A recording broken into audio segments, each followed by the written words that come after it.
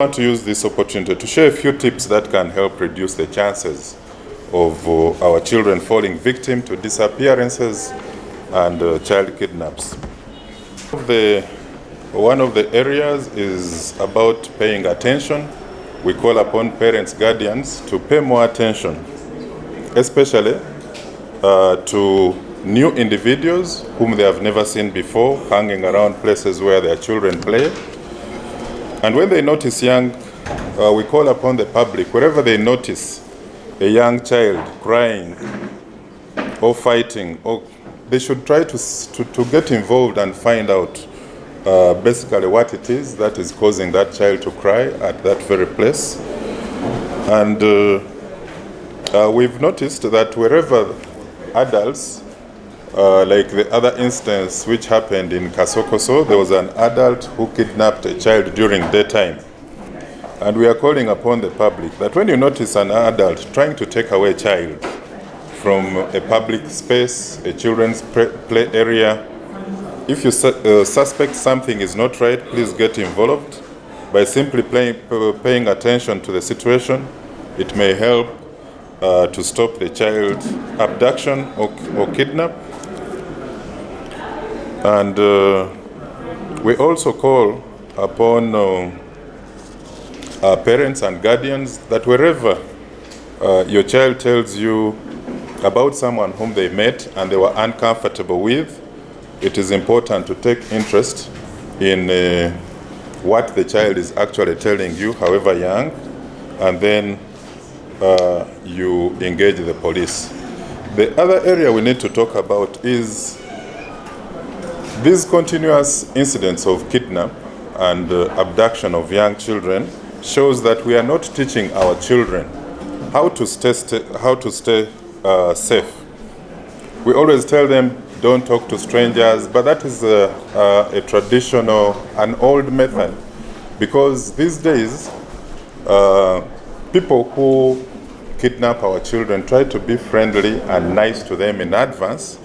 So wherever we tell them strangers, forgetting that even those who try to be nice to them and friendly to them can also be threats to them, can also be dangerous to them. Therefore, it's more effective to teach children not to go anywhere without first getting permission from their parents, whether it is with a stranger or somebody who is friendly to them, requesting the child to escort them. We need to teach them that it is important for them to first get permission from their parents before they get to escort the person. We need parents and guardians to practice scenarios with your children. Scenarios like when somebody approaches them in the village, in the streets, and so on. How does the child take them through that practical situation? How should the child respond when somebody approaches them in such a situation?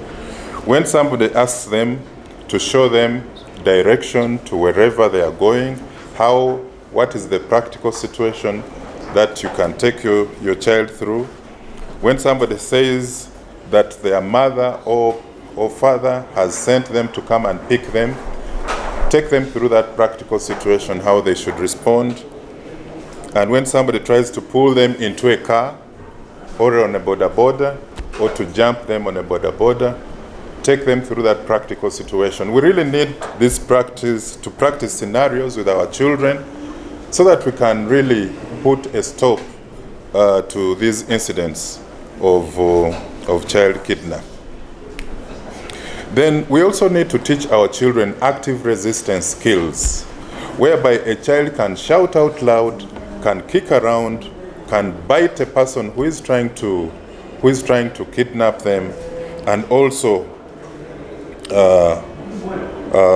even screaming at the top of their voices. These are things that our children are not taught, and they continue to fall victim to these child kidnappers and predators. Telling a child never to live with someone else, to leave a place with someone else other than that person whom they went with, We've already talked about parental permission. It is very, very important.